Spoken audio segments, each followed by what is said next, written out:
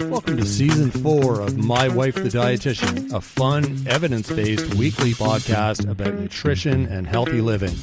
On today's show, we will be talking about metabolism, fasting, undereating, diets, and more. We are joined by sports dietitian Ayesta from Planos Nutrition. You're not eating enough, so you have poor energy. Poor energy is affecting your ability to think, or cognitively, it's affecting certain things around this. And whenever you are eating, sometimes it's not the best choices. So it's a combination of things that create, again, the problems. Stick around for this entertaining and eye-opening episode.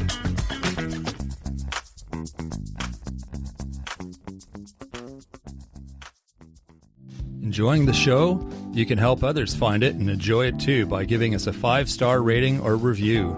If you feel like reaching out to us with a question or comment, you can send us an email at mywifetherd@gmail.com. And don't forget to visit our website at mywifethedietitian.com, as well as our social media pages. We're on Facebook, Instagram, and YouTube. Enjoy the show. Welcome to My Wife the Dietitian. Hello, Sandra. Hi, Rob. How's it going? I'm good. I'm so excited today. I know. Yeah, we have a really amazing guest, Ayesta from Planos Nutrition. Mm-hmm. And oh my gosh, this is such a great topic. And we actually, not one topic, we go over the gamut in terms of like kind of extreme diets and we answer the question why stress, undereating, and burnout are crashing metabolism and energy. And it's just amazing to hear his perspective as a registered dietitian, performance coach, helping high-performance athletes and executives with their health and nutrition and fitness and weight loss goals. Mm-hmm. And he's just an expert at debunking nutrition myths from an evidence-based standpoint. So, and he also experiments on himself. I love that aspect. Yeah, we'll get into that later in the show, but it's really interesting, his approach, his background, his experience, his knowledge. It was a real pleasure talking to Andres, and I'm sure you'll enjoy the interview. He really knows his stuff, and we're definitely going to have him back on the show to discuss some of the results of his experiments. He does some diet experiments, so he could be like the Tony Robbins of dietitians. Like, he's just so enthusiastic, and he's just so like such a big personality, and he's so passionate. And he's got the evidence-based information, and he's just like so interesting to listen to. Absolutely. So yeah, hang out, check out Andres with us, and I hope you enjoy it.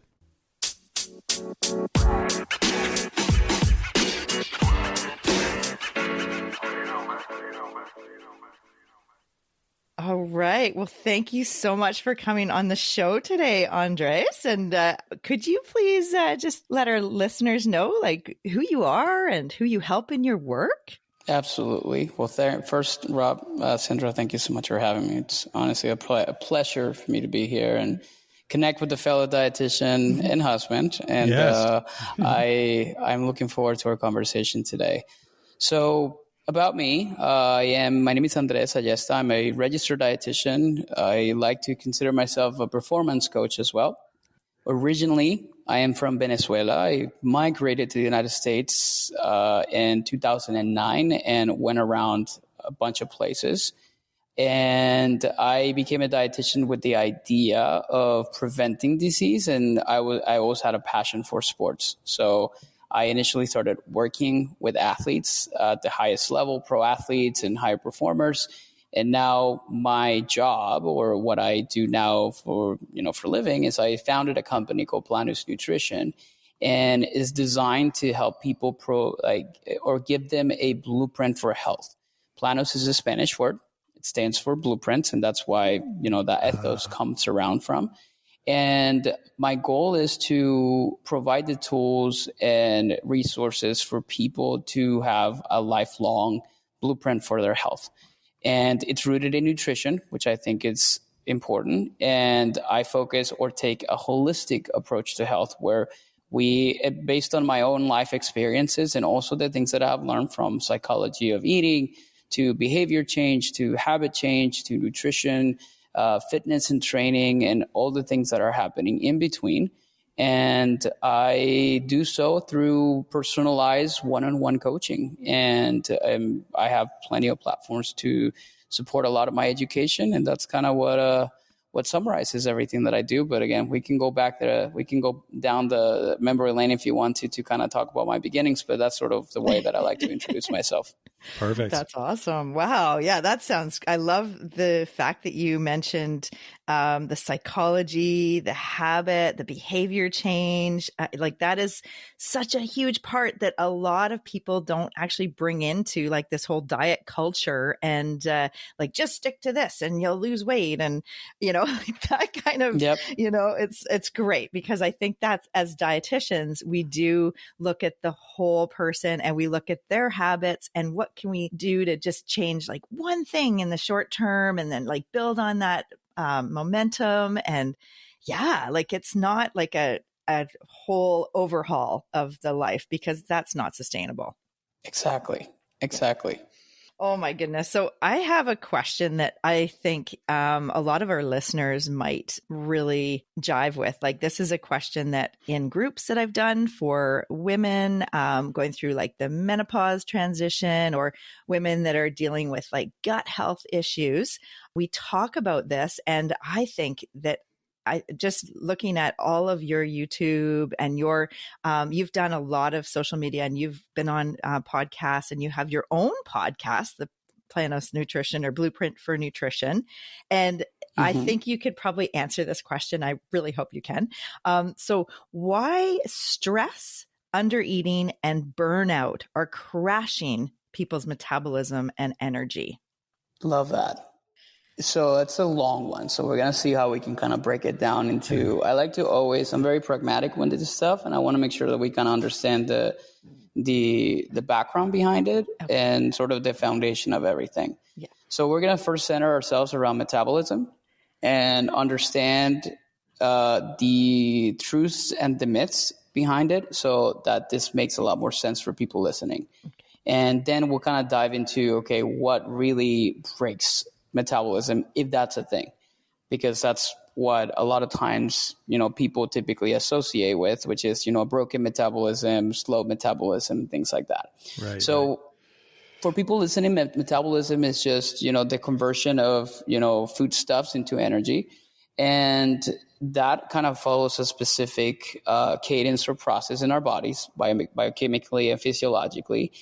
And what the main idea of it for people now in their 30s, 40s, and 50s is that changes and slows down, which means that it takes longer for food to be digested and converted to energy. And sometimes that also translates into accumulation of storage of body fat. Now, that's very nuanced, and there's a lot of misconceptions around it.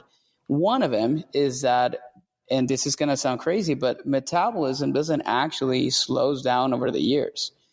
And this has been shown in research. They have there's a really interesting study that looked at the metabolism that they follow along people over the course of their lifespan from I think it's like 14 days old all the way to like 90. Wow. And they looked at their metabolic rates like through the lifespan, and they found that metabolism starts to decline at around 60.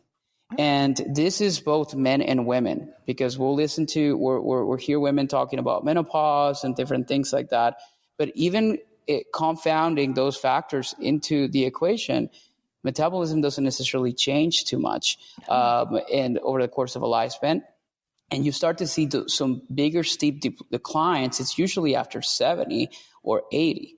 Now, there's a lot this is very nuanced, but the main idea that I try to get across is your metabolism is not necessarily slowing down. But, and this is going to be a big but, there's going to be a lot of different factors that affect your ability to be able to have a healthy metabolism. And one of them is stress. And the reason I emphasize stress so much is because it does have an impact in things like your hormones. It has an impact in your behaviors. It has an impact in your habits, because a stressful body is not a body that responds favorably. When you put something under stress, it creates resistance. And this is where metabolism gets, quote unquote, broken. But it's not because it's just slowed down, or it's because, your body doesn't necessarily process food the same way. It's simply because of the environment that you're putting it upon, which creates some of these problems. Mm-hmm. And we can get a little bit more in depth into it, but that's essentially the main idea behind it. And I guess like the too long to read, the short version of this is stress can definitely affect your metabolism negatively by, getting you to accumulate more body fat, for example, and not necessarily playing it nice with you and creating resistance in the process. Right. Yes. Because isn't there like the connection with the cortisol? Like, cortisol Exactly. is a natural thing, but if there's like chronically high, then we're always in that fight or flight mode where we're like Correct. adrenaline and we're like, and this is kind of burning us out, right? Yes, exactly. So there's this thing called HPA axis. I want you to think about it as a chain that connects from your brain all the way to the top of your adrenals, which your adrenal glands are sitting on top of your kidneys.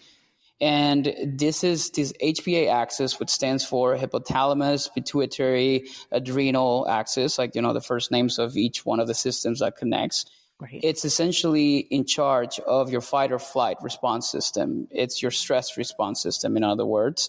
And that can get overused or I guess like the way I like to explain it is like it can get overworked. Right. And when that happens, you are in this constant state of stress. And the thing about our bodies is our bodies do not know what year it is. They don't know, like internally, our physiology do not really have any idea what era or time we're living in today, right? Because that basically is created by our brain and the reality that we feed it, right? But internally, your heart and all these different things do not know a difference. We could, by all means, like this, your body could be thinking that we're living in like the 1800s or like, in dinosaur time for what this is worth. Right. So the reality with stress is, and this HPA axis that I'm talking about, is that it was designed from the evolution standpoint to face any type of, fears or any type of dangerous situations. And this is where the whole idea comes from, fight or flight. It's like you're either going to fight the threat or you're going to flight it or you're going to escape.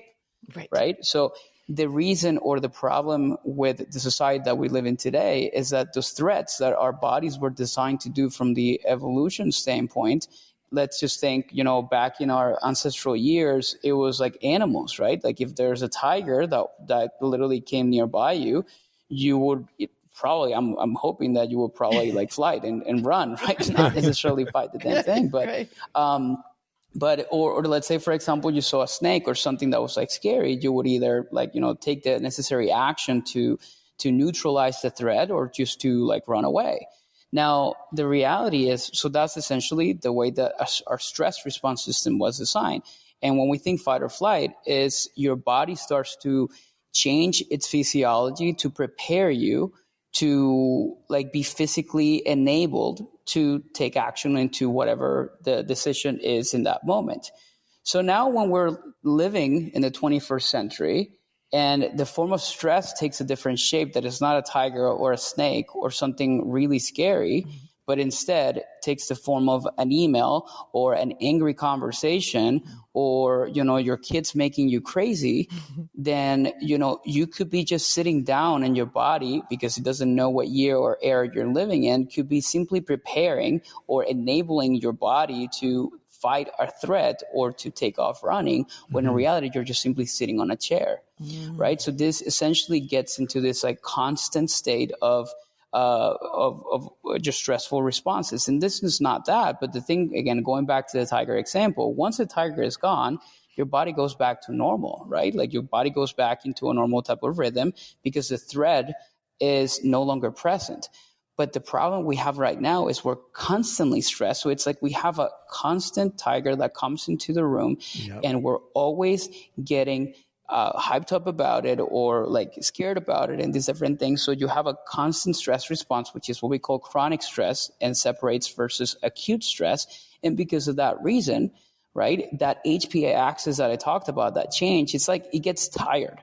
And it gets overworked, and your body stops to respond the way that it's supposed to stressful responses. And this is what leads to problems that, encompass nutrition and metabolism, sleep, and many other different areas that can affect, and even also your gut health, your thyroid, like so many different systems are associated with it. And that is a problem. And that's what a lot of times creates a lot of issues. And this is why we cannot really address, let's say, a weight problem with just what you're eating, but it's a context and a series of things that come into play in here. Yeah, no, that totally makes sense. Sorry, what were you saying, so Rob? true. I was just going to agree that it's a great example, a great analogy you described with the tiger. And like you said, the difference, 1,000 years ago, whatever, when you're living, and that's your daily stress is avoiding tigers. The tiger eventually goes away, but like today, it's constant, and it might not be a life or death kind of stress, but like you said, your body doesn't know the difference. And we are getting stressed from every direction. I mean, there's, driving to work is busy. Then you get to work and there's all the stresses of work and deadlines and the expectations of working. Sometimes for people that's 10, 12 hours a day, 6, 7 days a week, like there's no off anymore. There's no time to remove yourself from those stressful situations. And I don't know that we've learned how to adapt to that. So our body is what's kind of taking the brunt of that stress, right? And breaking down in the process, I'm guessing is what's happening. Yeah. And then we have to, but because we live in this society where like we just have to adapt to it, we have to find ways to cope with that so that we get it under control. And because stress is this is a part of it too that I want to make sure that people understand. Stress is not inherently a bad thing. It's just something that needs to be properly managed and needs to, again, go up and down in its natural rhythms rather than staying on the on switch at all times. And this is where it comes. I mean, the way I think about it, like when you work out and you do an exercise and you have muscle damage, let's say a resistance training session, you are stressing the body. You are putting it under stress. That's good stress, right? Now, there's stress can kind of come. I always tell people it comes in different flavors and colors, right? Like that's a physical stress. Now, like you get sick, that's also a type of stress that is physical. It's physiological, right? So in stressful moments, like your body needs to respond accordingly. So we need stress in our lives, but it comes in different ways. We just need to be able to have a system that is resilient enough to not keep the switch on at all times and not necessarily ever turn off. Right, absolutely. Right. Yeah. And I like that you mentioned that it's not necessarily inherently bad because our body is designed to, grow under difficult conditions and thrive. But at the same time, it's kind of like with the question was like, why stress under eating and burnout are crashing metabolism and energy. And I like that you said that because, I mean, talking to clients, women are getting on the bandwagon of like the cold plunges and they're like fasting for like way kind of over, like they're over fasting where they're like actually under eating and not getting their nutrition. And then this is like driving up, like it's like layers and layers and layers of more stress, and it's like not necessarily a good thing at that point. So this is exactly, I'm so glad that you're on here and you're addressing this because like, this is the thing, like, okay, it's the, fight or flight. And when you said that, like, we've got these, like the tigers in the room and we can't run, like people aren't moving their body enough, like sedentary, the sitting disease, like this is part of the problem too, because they're not fleeing anymore. They're not running. They're just sitting there watching their emails or, like, it's just, so like the environment is a lot different. And yeah, it's just, there's so many layers to it. And I love that you mentioned that it's not inherently bad, but it's the rhythm of like what we need in our day. And so let's talk about that. Like what do you see the same thing? Like people are actually like, they're wired and tired and they're underfed. Like they're actually not really maybe getting their nutrition. Yeah.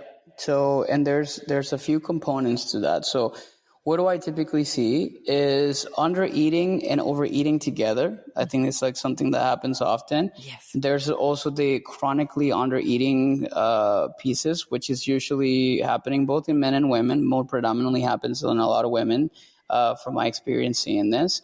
And these are just also components that affect, like, the way that the body works and the way that the body responds to things. And why do we chronically undereat? There's two reasons.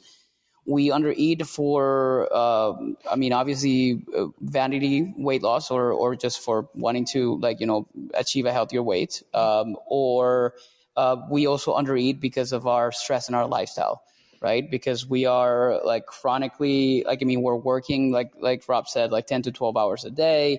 We have kids that we need to take care of. And we just simply forget, and we don't prioritize fueling and getting enough energy throughout the day.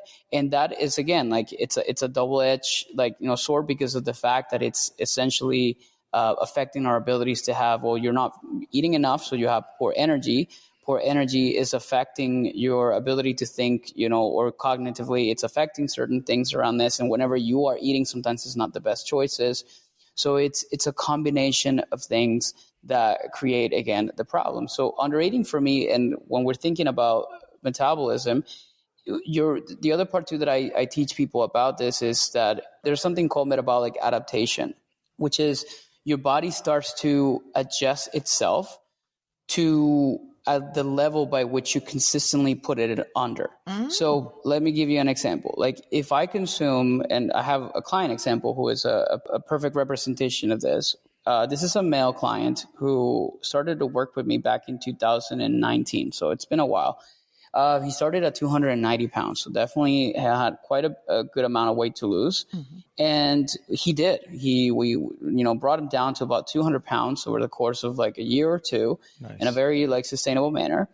But, this guy was consuming, even from the beginning, like anywhere between 2,000 to 2,300 calories.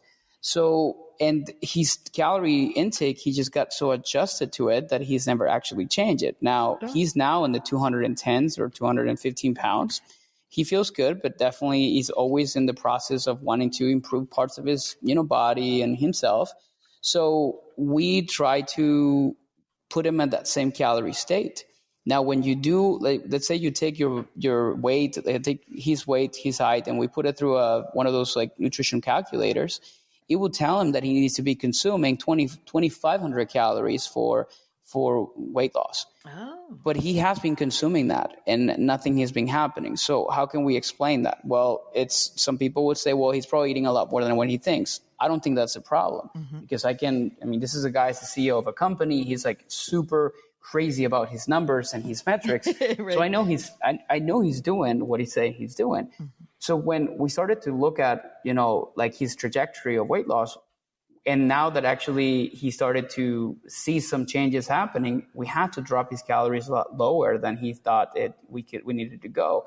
And the way I explain this is your metabolism starts to adapt itself to whatever, again, the context and the situation you put it under. So I think what happened to him is the fact that, he has been consuming 2,300 calories for a long time. At some point, your body's simply going to say, okay, this is our new norm. So we're going to change our kind of physiology to ensure that this is essentially what he needs to give us just to sustain ourselves. So that's what happens a lot of times in underfueling. Not that he was underfueling himself, but we never actually went through periods where we were trying to teach his body that, okay, you can definitely eat a lot more and be okay. And again, it's nuanced, but that's the way that I like to explain underfueling and how this stuff starts to affect our body's ability to respond to a caloric deficit stimulus in this type of situation. Okay. And it's almost like, you remember the set point theory?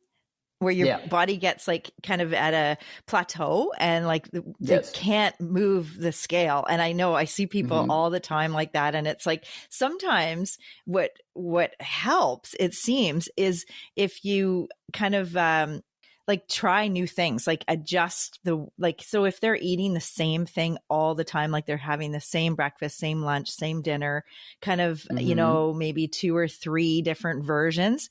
Well, this is like, we talk a lot about like gut health and the gut brain connection and how the vagus nerve is like the highway. So like what we're feeling, we're going to, our brain and our gut are so connected that like, it's so interesting. I see after a couple weeks, people can like start to have really good improvements with their digestion with changing, like just getting more variety and diversity of plant foods in their diet.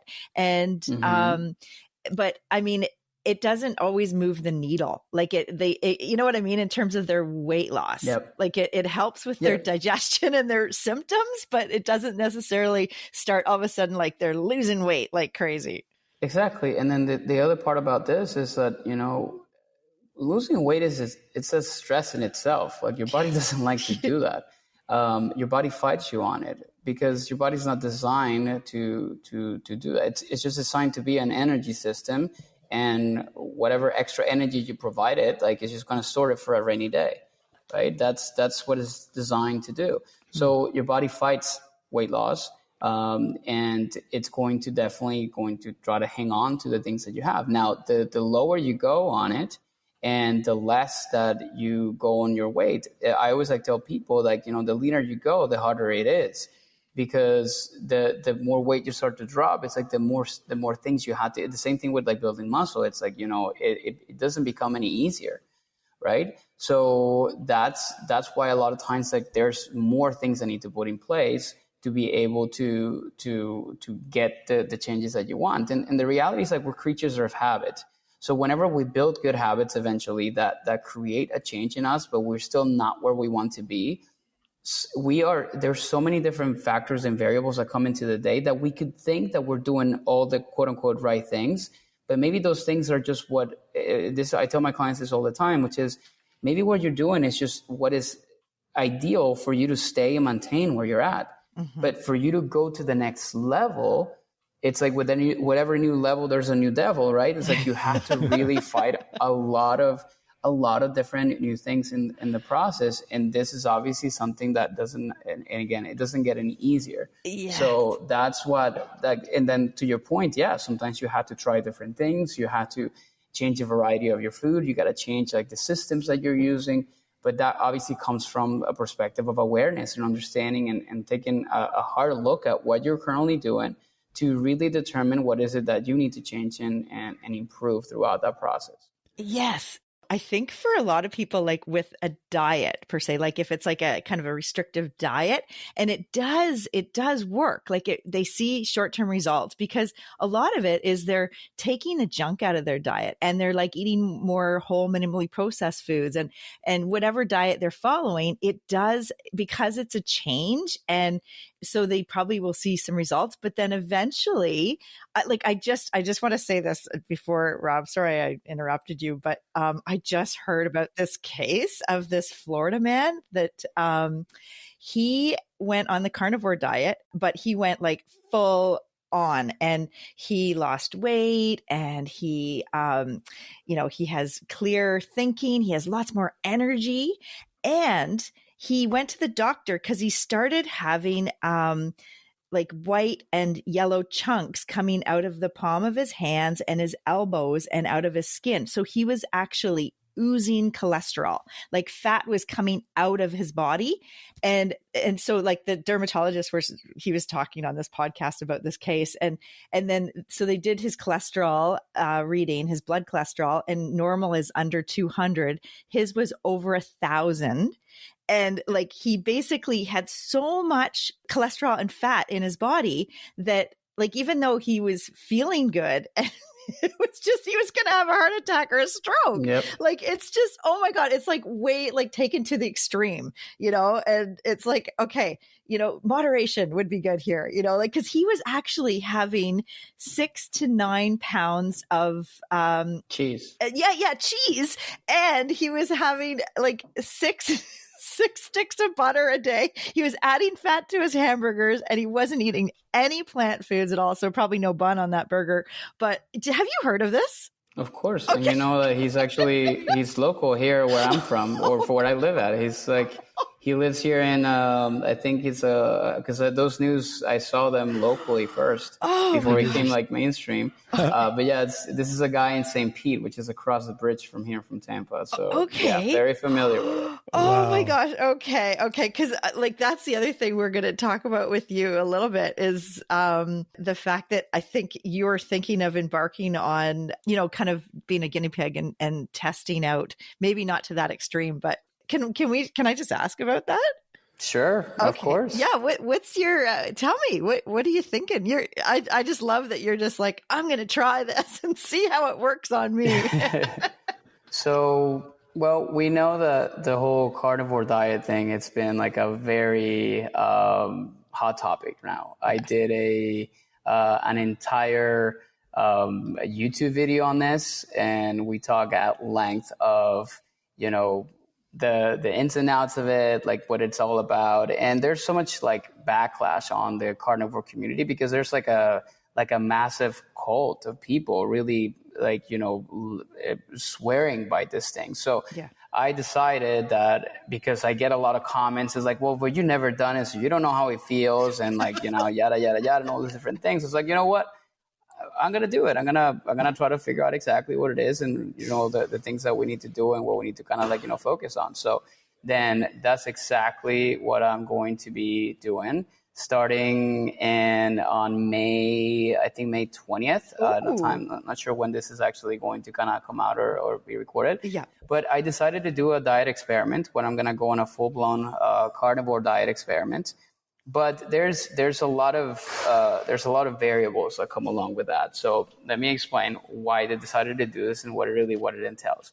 Here's my hypothesis. I think there's a lot of claims around the carnivore diet, from like gut health healing to autoimmune disease, you know, eradication. And there's like claims of people just, I don't know, like seeing like unicorns. I don't know, like so many things that is insane. The amount of like claims that are behind like, you know, a carnivore diet. So I deeply believe that this is related to the fact that most people that are starting on a carnivore diet are coming from a very, very crappy lifestyle and diet in the first place. Yes. And they're desperate for something. This is the same case with keto back in when it was some mainstream, not as much as it is carnivore right now. Yeah. Which have a lot of similarities, to be honest. But the reality is that, you know, people are coming from, you know, having a lot of processed foods, like, you know, high stress, like, you know, terrible, all these like, you know, terrible lifestyle factors that come into play. So immediately when you remove like 80% or 90% of everything and you just only leave these things, of course, you're going to naturally feel better and you're going to have all these incredible things happen to you. So, but I don't necessarily think it's carnivore itself. It's just simply the elimination of so much stuff that probably shouldn't have been there in the first place or in the quantities that it needed to be. So I asked myself, okay, so how do I test that? How do I do this? Well, there's a first component or first phase to this diet experiment that I'm going to embark on, which is a whole foods for 30 days. So I'm literally going to go on a Whole30 type of experiment where I'm going to eat almost nearly zero processed foods. And I'm going to stick to just plant-based, fruits and vegetables, lean meats, some grains, not all of them, very limited dairy. So essentially eliminating most of, like, again, what a lot of people sometimes typically consume, but still consuming a normal amount of carbohydrates, potatoes, all the different things like that. And then I'm going to transition to a carnivore diet where I'm going to now literally have a diet that is limited on fatty meats, because I need to get, well, all meats in general, but fatty meats for the most part. Some organ meats like liver and things like that. And then I'm also going to be a little bit more liberal when it comes down to butter and certain dairy. That's the thing. I'm not going to be downing like 7 pounds of cheese. And then I'm going to, and some eggs and things like that. And I'm going to do a lot of assessment of data. So I'm going to be doing a DEXA scan. In fact, I met with the research lab that I'm going to be doing this. So I'm going to be doing a DEXA scan prior to. So for people that don't know what a DEXA scan, it's a body composition analysis, like, the highest of quality, because it's kind of like an MRI.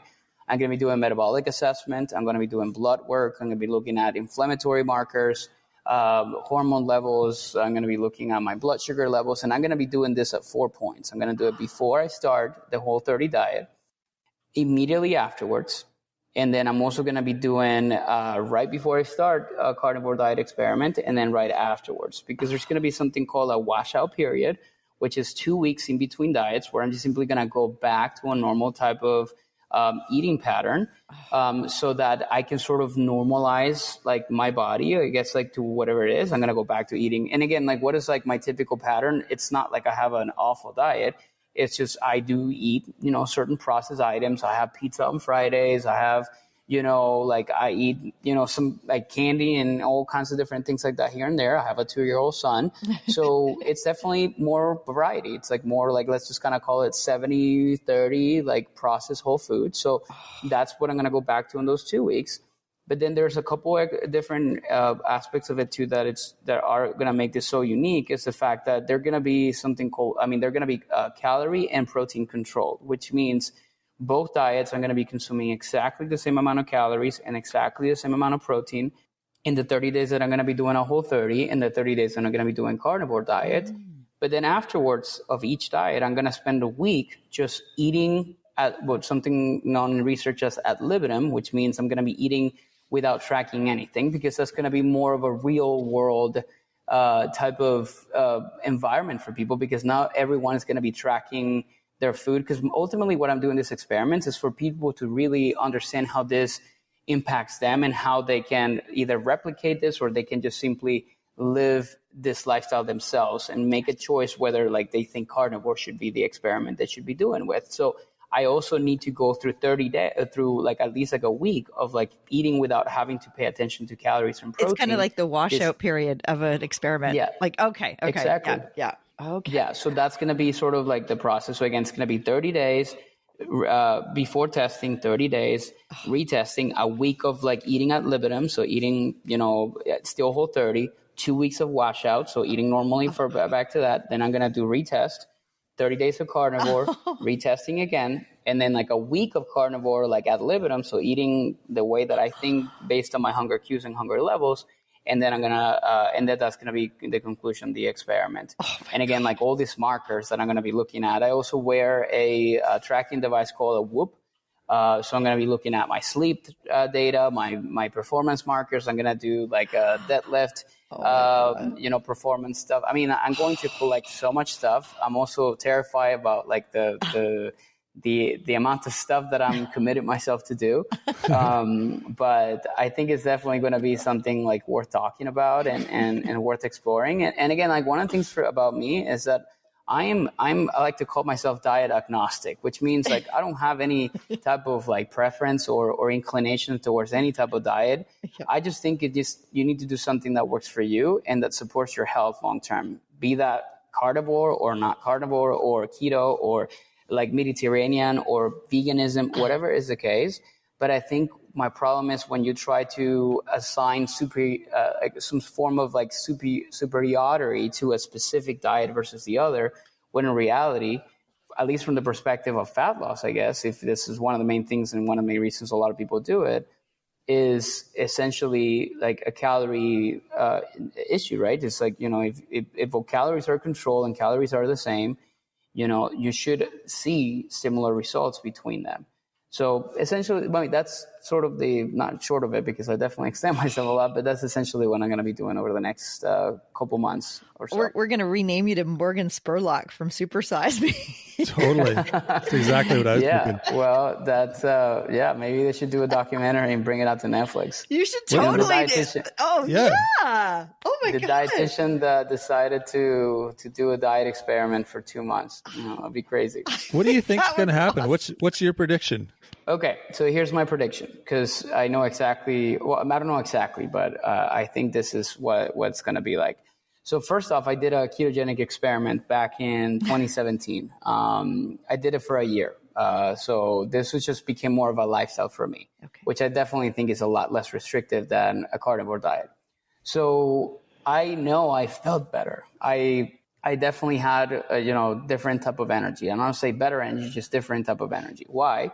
Well, when you're restricting yourself of carbohydrates to that extent, you're putting your body into a state known as ketosis, and your body's relying mostly on ketone bodies, which are an alternative fuel source to glucose, which is, the body's main energy source, particularly when you're consuming a diet rich in carbohydrates. So you have this, again, like different fuel source that your brain can also use. And it can be like a more efficient fuel source in specific type of environment. So you tend to feel a little bit better, and your hunger tends to be controlled better. So what I think it will happen is when I'm doing like a Whole30 experiment, most likely I'm going to be feeling, pretty normalized when it comes down to like my energy levels. I think that I'm definitely going to be feeling pretty good. I think when I transition into a carnivore type of experiment, I think what's going to happen is I'm definitely going to have a little bit more control of my hunger levels, because I'm definitely going to enter into a deep state of ketosis. I do think the first week is going to be hell because of the fact that I know for a fact I'm not getting any fiber. So I'm definitely going to be probably constipated for an entire week. And this is obviously one of the reports that many people typically have on carnivore diet experiments or carnivore diets in general. So I think after a week, my body's most likely going to adapt, and I'm probably going to feel better. I'm going to probably feel like adequate energy. I'm not going to have spikes up and down when it comes down to like my blood glucose responses, because technically I'm not going to be consuming any type of carbohydrates. So my body's simply going to keep its glucose levels at the levels that they're supposed to be. And I think from the blood markers perspective, I definitely think I'm going to see higher LDL levels after a carnivore diet. I think I'm going to see lower LDL levels from baseline on a Whole30. I think I'm definitely going to see a raise in my cholesterol levels. And what I'm curious is my inflammatory markers, what those are going to look like after both diets, because I have no clue, honestly, what that's going to be like. And that's what I'm interested to see, which is actually one of the big claims around, like, carnivore. It's like it reduces inflammation and all those different things. So if we don't necessarily see a differences between the two diets, and technically those claims are not proven to be true, at least in my N=1 experiment that I'm running. And then the risk of colorectal cancer. Yeah, well, luckily I'm only doing this for 30 days. Okay, good. That's what that would be my... I don't want to take that risk. Exactly. Working at the cancer clinic for so many years, and just that, because there's no plants. Like, that's the thing. Like, there's no fiber. And that's why the carnivore diet to me sounds like, okay, yeah, you have all these great, like, you lose weight and you have mental clarity and you think you're anti-inflammatory, but there's no fiber pushing the stool through. I don't know. Yep. That part is, anyways. No, I freaking think this is awesome. Like, I applaud you for how is your family taking this?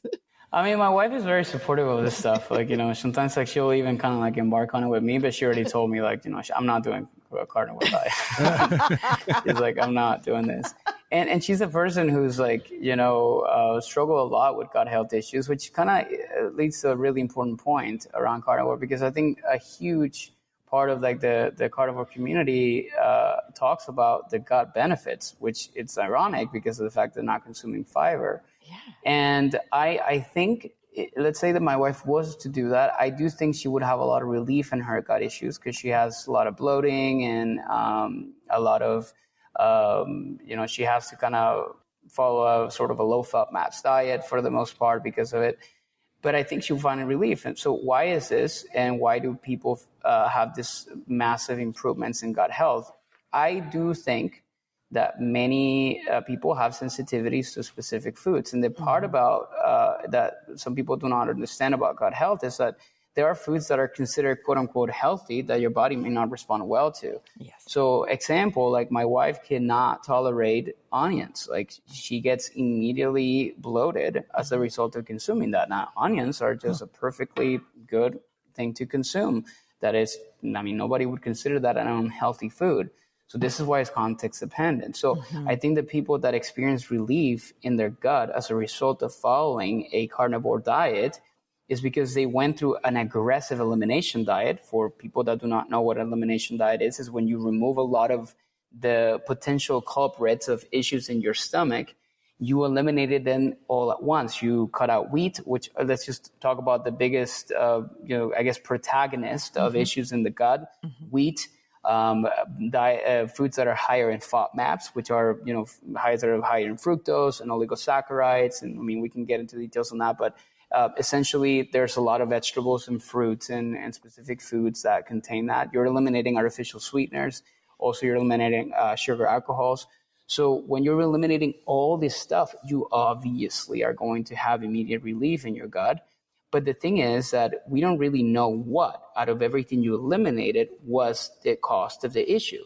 Right. So I think also if there's anything that I would probably say to people that decided or want to do this for purposes of carnivore is, again, like potentially doing it as a way to eliminate for a short period of time, to eliminate a lot of things, and then with the focus of start reintroducing things one at a time, to really try to understand and determine what caused issues. But this is obviously why it's important not to do something like this in a very long term, because of the fact that your body is simply going to get accustomed to it. In fact, when I did keto for an entire year, the first day I had a pizza, my body was not very happy with me. So obviously now I can eat that, but it's like the first week of reintroducing wheat into my diet, like my body did not respond well to it. So that's why it's important to I think, again, there's benefits to doing something like this, or at least an elimination diet, which, again, that in itself can be a whole entire topic of conversation if you have gut health issues, so that you can start to reintroduce back into your life, into your diet, specific foods, and see what are the causes of whether it's bloating or indigestion or, diarrhea, loose stools, anything that could be considered some form of gut health problem. Yeah, absolutely. Yeah. And it, like with the keto, because it sounds like you were kind of thriving on that. Like what, was it just unsustainable for like just socially, or like what kind of, it was an experiment and you had a time frame? So for me, I think the problem with doing a ketogenic diet was the sustainability aspect of it too. And here's the thing, and this is gonna wow a lot of people. I gained about 15 pounds on it. Really? Ooh. So yeah, because the thing about keto back then is the fact that it was not for me calorie control. I was not really paying attention to how much I was eating. To me, what I just did is what this guy did here in Tampa or St. Pete, whatever he did. I just decided, well, I just need to consume a buttload of fat, and I need to make sure that I keep my carbs very low. So this is a time in which there was a lot of foods that were added into the food industry where they're keto friendly, and you're definitely going to have you can have this cookie that is low carb, high fat. So then I started eating a lot of those different things. And lo and behold, I did not know that most likely I was consuming 3,000 calories every day. Wow. And I went on a cruise, and then I look a picture of myself and I'm like, what in the world is this? And then I came back and I'm like, okay, I gotta do, yeah. And it's I gotta do something about this. So when what happened, I thought keto was the thing, right? So that's what really opened up my eyes, because in 2 months, I went aggressive on this. Not that I would suggest or recommend this, but in fact, it's interesting because this is a time in which I hired a dietitian to help me because I needed the accountability. And in 2 months, the 15 pounds were gone, and I was eating carbohydrates, like, you know, a lot more than I thought, because the other part too with keto is the fact that even as a professional, it really distorts your relationship with food. Like, I was terrified to consume carbohydrates, right? Even though that's the stuff that was happening. So I asked myself, if this stuff is happening to me, who knows nutrition science, who knows the reality of this stuff, imagine the rest of the world that struggle with this type of dieting or struggles with weight. Imagine what it's like for them. So that, like, again, like ever since 2017, like this is where I really dove a lot into like food psychology, rebuilding your relationship with food, understanding all those different things. And also in my own journey of like losing those 15 pounds. And the only time in my life what I've had what could be considered a weight problem, and going through the process of getting that off and keeping it off to this day. I mean, that's honestly was a very like enlightened moment for me, which like really kind of changed my perspective on nutrition for the rest of, until now. Oh, wow. I just love that. Like, just in the fact that you said you're diet agnostic. Like, I love that, because then you're not putting yourself into a box of like, rah, nope. I'm on this side or I'm on that side, or, you know, like, it's like, because it kind of takes over your life. And it's not about like, it's like people want to identify themselves with a certain diet, you know, like, and food should be like you said, I mean, because your relationship with food was so distorted through your journey on the keto.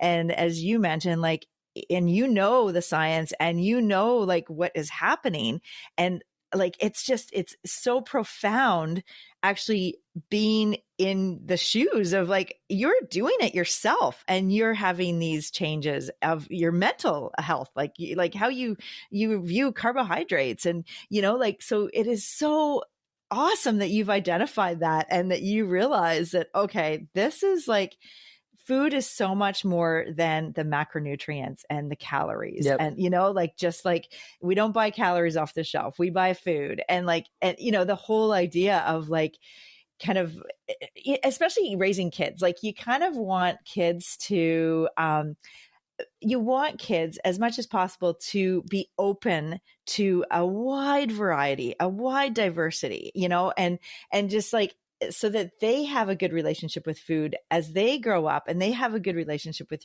their body. And, you know, like, exactly. And we see this so much when parents are, you know, really limiting or talking about different foods and how they're good or bad, or, you know, it really affects the children. And then they think that, you know, kids don't necessarily like listen to what we say, but they watch what we do, right? They're like sponges. Of course.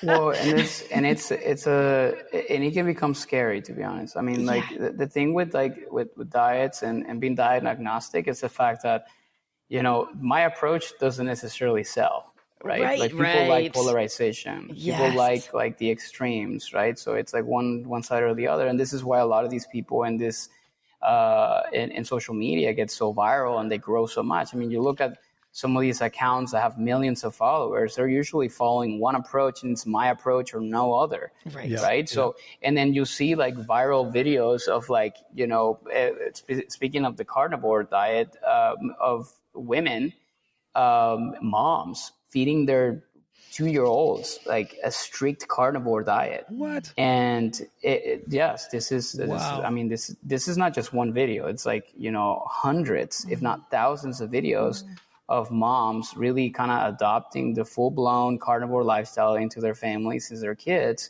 And that's scary, because I go based on what the science says and what the research says.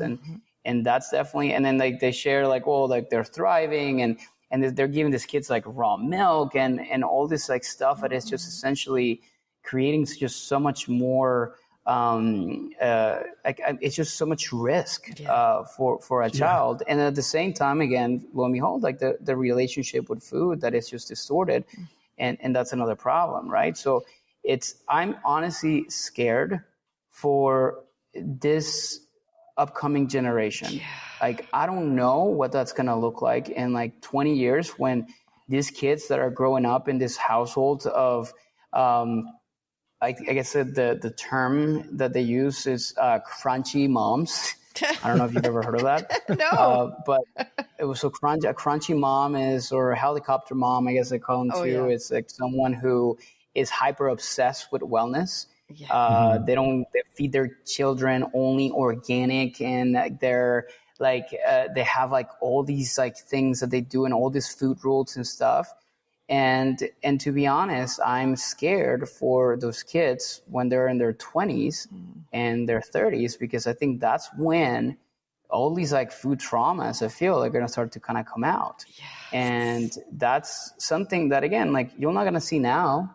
Yeah. And I think all these like parents and moms and stuff like that are going to do what's sort of what they think is best for their children. But then the consequences of that are going to be shown at some point in the future. And listen, I'm not saying that I'm perfect as a parent, but I'm going to do what I think is best for my child, also based on strong evidence and strong like science that to this date has been shown to improve people's like lifespans. Like, we live in a time where like, we are like living the most amount of years compared to like 1930s, which is, again, like it's crazy and nuanced how many people are like going back to like, oh, like in the 1960s, we didn't eat this way type of things. Like, well, in 1930, people used to live to 40 or 50. Right. Like, so it's like, all these incredible advancements in science and technology that makes us live to, I mean, my grandma's like 95. So it's like, all these things that are so impactful into our lives, and refuting science the way that it's been happening here in the United States with the current political climate and the current government. Like, to me, that's scary. Oh my gosh, yes, holy, oh my gosh, we have got to get you back on the show, because there's like, we can talk for like hours. Like, oh my gosh, because I'm thinking, Rob, you had a question, and I hope you still remember it. I do, yeah. If we could shoot that now. Sure. We were talking about metabolism and how it affects your ability to lose weight. And I was curious about how it affects your ability to gain weight. Our son, for example, and we know other people like this who are like, they're just thin, right? Like they're just but strong, lean.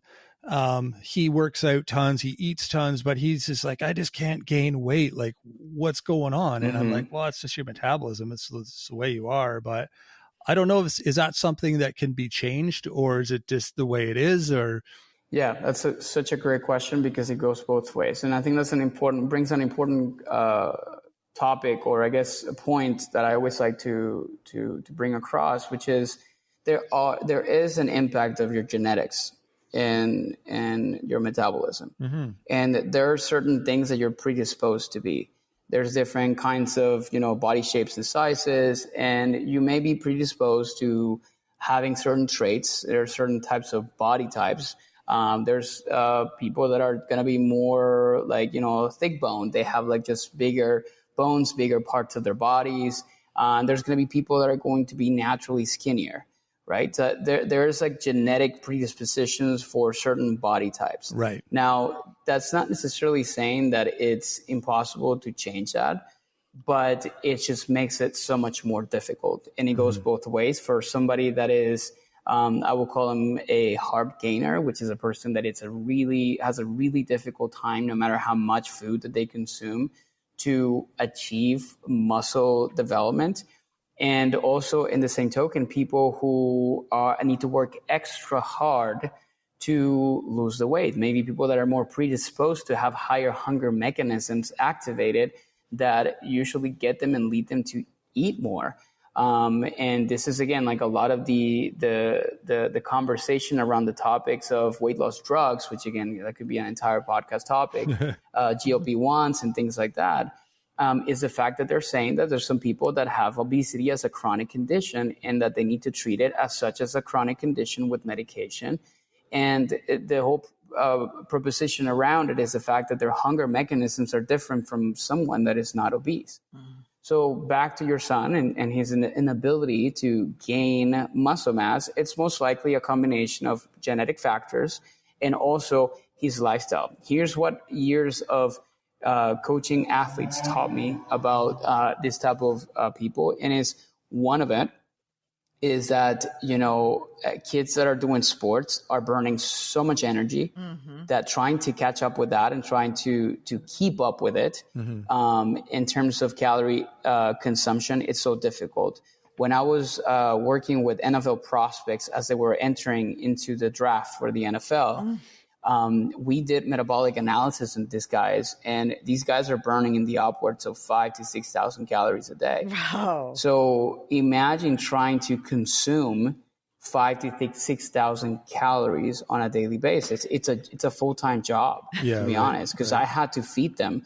And, that's very difficult. So for a kid who, particularly somebody in their teenage years or so, who are still in growth and development, that's another part of it too. Their energy requirements are so high that sometimes their schedules impede their ability to be able to consume enough calories on a daily basis. Right. So that's an issue that it is. So it requires double the effort on ensuring that they are doing and putting all the right places, not just from the calorie standpoint, but also the right stimulus in training and exercise and different things like that. Oh yeah. Yeah. Well, we did a nutrigenomics on Rob and myself and other family members. And Rob, with the food frequency, he's consuming almost 7,000 calories a day. And he's never gained weight. So our son comes by it naturally because on both sides, my dad and my brother and Rob's dad, just burn through calories, just are super active. The ATP is just the mitochondria is just, they have a lot of little engines running their body. So I think apparently, but that's why I'm so tired all the time, because all those little engines are just burning calories all the time. And then that comes on then to also the training exercise stimulus also that comes into play too. And this is where I think some of the hard gainers or the people that really struggle with that, it's that's when they got to put a lot more focus on the way that they train. And to be honest, the way that they should sometimes train to create the environment for this, it's brutal.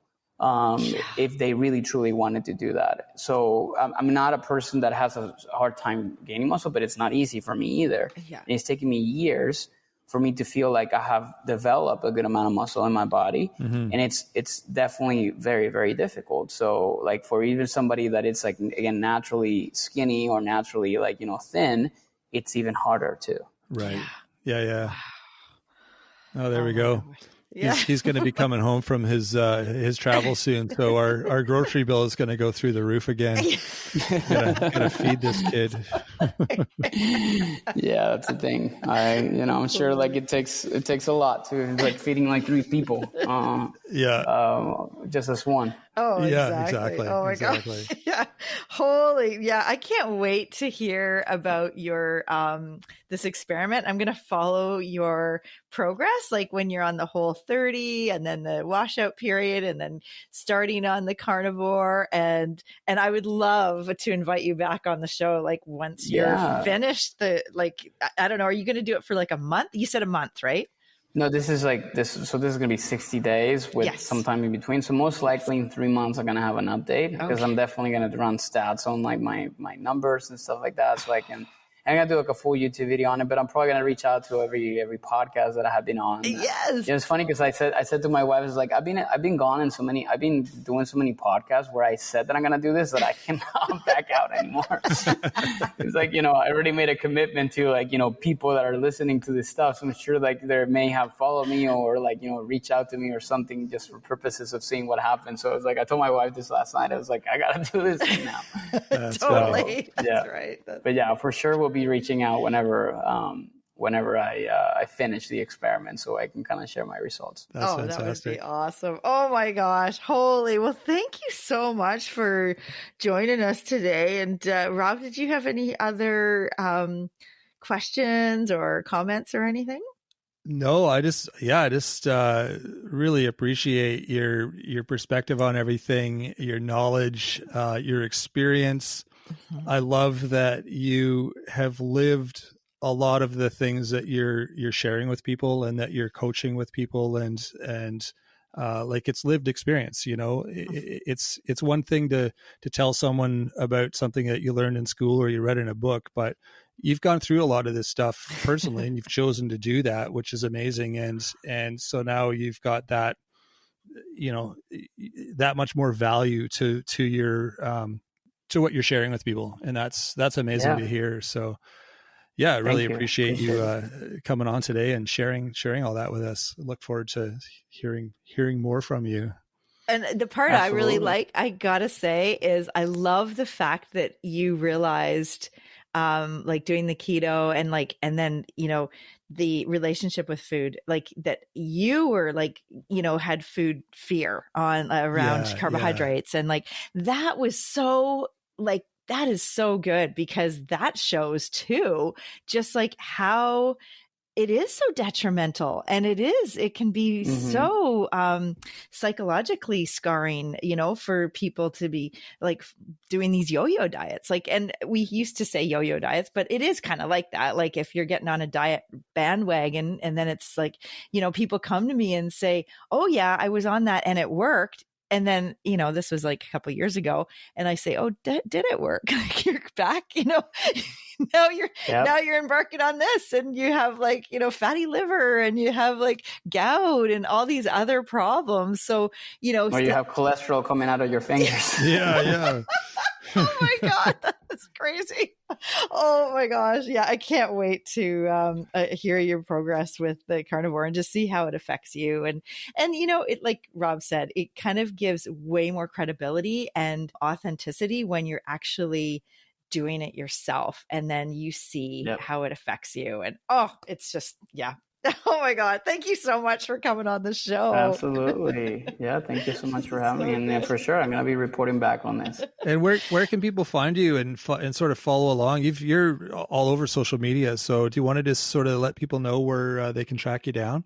Yeah, for sure. So Instagram is going to be the best place for me, where I'm most active. Instagram and TikTok are my two main channels on kind of like, you know, short form, or I guess like my day-to-day stuff, particularly Instagram, because you're going to see my stuff on my stories. Right. And my YouTube channel, which you guys are, you guys know about, it's a great place because that's where I'm going to be sharing more of like the long, detailed stuff about it. In fact, right after this, after I have lunch today, I'm going to be recording a YouTube video that I'm going to be sharing exactly what I shared with you guys today, what my plan is and what I'm doing and what I'm expecting to see, so that people can you know, get on the edge of their seats and grab their popcorn to see what happens. So I'm going to try to be posting kind of weekly updates and stuff. So I think it's going to be a great opportunity. So yeah, I'm sure like you guys can link this up in their show notes, but you know, links to my Instagram and my TikTok and also my YouTube channel are going to be the best places to check out. But I guess like the last thing is like the fact that I'm not a person that just does carnivore and stuff like that. So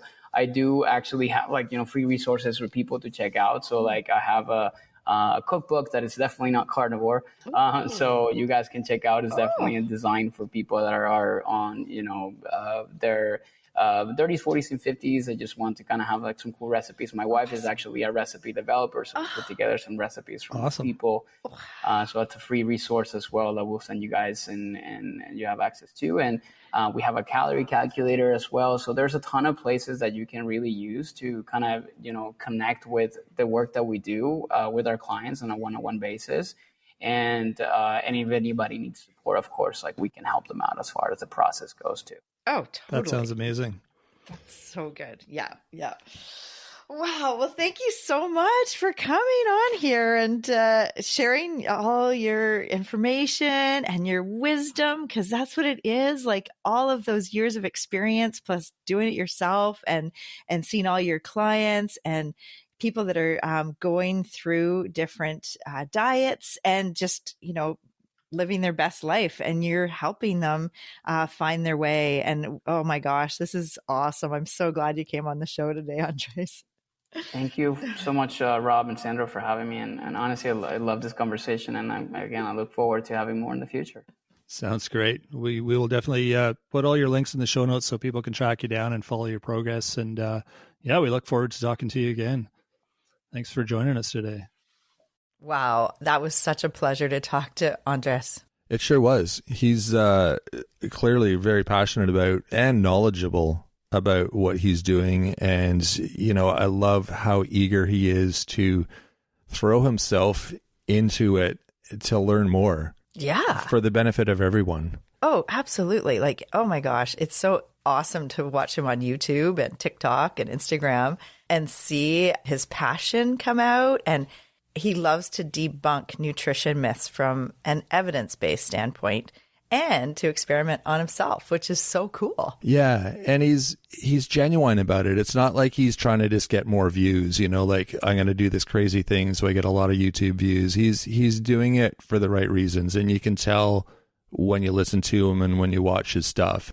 Yeah. And it really helps inform his practice because he is helping men and women to improve their health and fitness and weight loss goals and overall well-being. And I'm sure, just like me, clients come to me all the time and say, what about the keto diet? What about the paleo? What about no carbs? Like all these different types of diets out there. And, it works for your friend or your loved one or someone at your workplace. And you're like, you know what? I need to change. I need to overhaul everything too. And he just like dives right in there and says, you know what? I'm going to experiment with this. I'm going to see how it affects my body. And, disclaimer, every body is different, how they would respond to different diets. But he puts himself out there and really wants to see what happens. Yeah, he'll have some firsthand information. And I think we're both really looking forward to speaking to him again, just out of curiosity, just to see what his experience was like. Because the carnivore diet is fairly extreme. I would say as far as the diets that are out there right now, it seems fairly extreme. So yeah, I'd be curious to hear how that goes for him, what the results are, what was good, what was bad. Some of the blood work kind of things might be a bit surprising. It definitely reminded me of the McDonald's. What was that guy's Super name? Size Me? Yeah, the Super Size Me Morgan documentary where what he got like crazy fatty liver disease or something, and a lot of his numbers were off the chart. So I'm curious to hear about that stuff. Yeah, and I mean, he actually said that the carnivore seems more extreme than the keto, which is surprising to me because I thought the keto was pretty extreme. But he actually followed that for a year with some really good results at first, it sounded like, and then it was not sustainable, just like socially. Plus, he gained a lot of weight. Like he said, he gained 15 pounds. And when he saw pictures of himself, in the midst of practicing the keto, he was like, oh my God, who is that? I'm like, I need to get back into better health because this keto diet is probably a detriment to his long-term health. And, I bet that's kind of what he's going to see with the carnivore. I bet. I mean, it was interesting, the predictions we have, but, for him to do this experiment where he's going to have the whole foods diet for a month, and then some time to kind of like the washout period of just eating normally, like everything fits. And then he's going to go on the carnivore, but not to the extreme as the other Florida man who, we were talking about that case study gosh, that he was oozing cholesterol chunks out of his skin, his elbows, his palms of his hands. That's nasty. And his blood cholesterol it was just skyrocketed. And, even though he claims that he felt better and more clear and lost weight, that, obviously inside his body was suffering. Yeah. Yeah. That was a pretty wild extreme story. That's an extreme case. Yeah. And Andres isn't going to do that. He even said like he's going to do the carnivore diet, but in a moderate way in terms of just, he's not going to have greasy burgers every night. Like 6 to 9 pounds of cheese and like butter 6 pounds of butter or like 6 sticks of butter a day. Like he's going to do it in a way that's he's going to be the responsible carnivore. Right. Yeah. So good. Something else that was interesting to note, and I think both of you guys mentioned this, was that when people go on any diet, one of the reasons that they're having success is because they're changing, they're focusing on their health, their diet, what they're eating, they're paying attention to it. They're probably eliminating some foods that they shouldn't be eating. They were probably in an unhealthier state to begin with. Yes. So it's those changes. It's not what you're eating, it's what you're not eating anymore that made you lose weight or feel better or whatever. And so people think, oh, this carnivore diet or this keto or whatever the diet is working. It must be great eating all of these certain foods, but it's not necessarily. It's that you're just being healthier in general.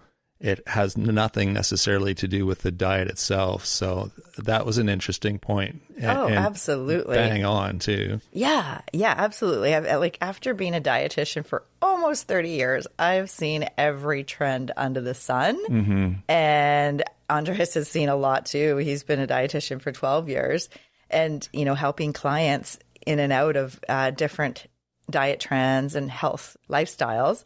But, it's so true. Like when people kind of get rid of the junk out of their diet and they start focusing on their food and their health, they tend to get healthier. They tend to lose weight because a lot of times these restrictive diets are a calorie deficit. So they do lose weight. But then if they're having success, then the person becomes like such a huge proponent of the diet, like an evangelistic kind of almost like a religion, and then spreads that word out to all their friends and family. And it's, if someone's a good salesman, then they're going to pick it up and go, yeah, I'm going to try this. It worked for him or her. And, I'm sure it'll work at first, but look at the ramifications, this is why we talked about this, because I've seen it so many times in my practice where someone did the keto, 4 years ago and it worked. They said it worked in quotes. I lost all this weight. Mm-hmm. I felt much better. Oh, now I'm coming to you. I have like a really bad autoimmune disease, or now I have gout, or now I have fatty liver, or now I have high cholesterol. So there's all these ripple effects that are happening inside.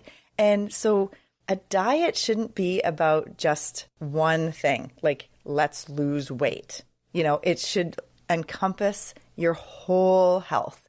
And like, how are you going to feel in 5 years? Like, is this sustainable for you to do this? And we see this over and over and over again. So moderation, variety, diversity, these are more of kind of the key cornerstones of a healthy eating pattern.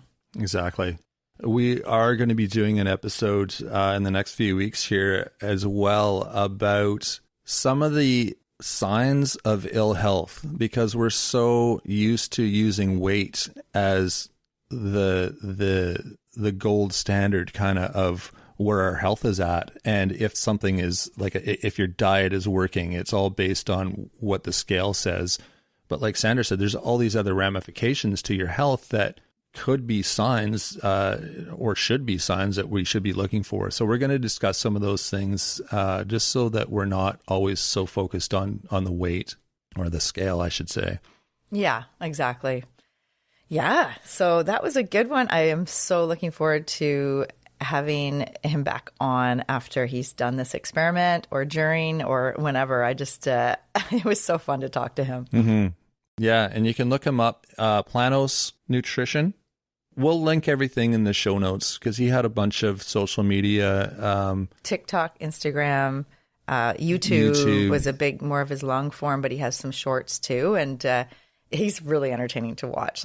And he's really good. He's very comprehensive. He knows his stuff. Mm-hmm. So it was such a pleasure to interview him. I'm so glad we connected. Yeah. So look in the show notes. We'll have everything linked there.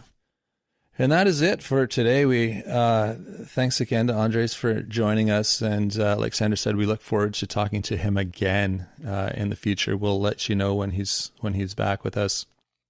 So if you want more information about what we're doing, check out our website. It's mywifethedietitian.com. You can send us your questions through our email. It's mywifetherg@gmail.com.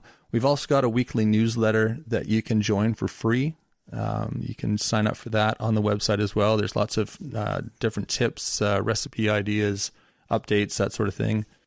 You can also find us on social media. We're on Facebook, Instagram, and YouTube. Feel free to reach out to us there as well. We love hearing comments. We love hearing any kind of feedback. Rating and reviewing is another good way to give us feedback. It helps us know that you are getting what you want from this show. That's the whole reason we're doing it. We want to make sure that people are getting some value out of this. So feel free to let us know through your comments, through your feedback, through your rating. There's always a different way to rate and review. So please do that for us. You can also share with a friend. That's another great way to help us get the show out there, and helps your friend, helps you feel good about sharing. All those things are good. And that is it for this episode. We'll be back on Wednesday with Nutrition Nuggets. So until then, have a fantastic week. Thanks for joining us today on My Wife the Dietitian. If you like what you heard, don't be shy. Leave us a comment or review, and be sure to share our podcast with your friends. If you'd like to hear more, hit that subscribe button. You can also follow us on our social media pages for updates, episode trailers, and other odds and ends. For more info and links on what we discussed on today's episode, check the show notes. We'll be back next week with another informative and fun-filled episode.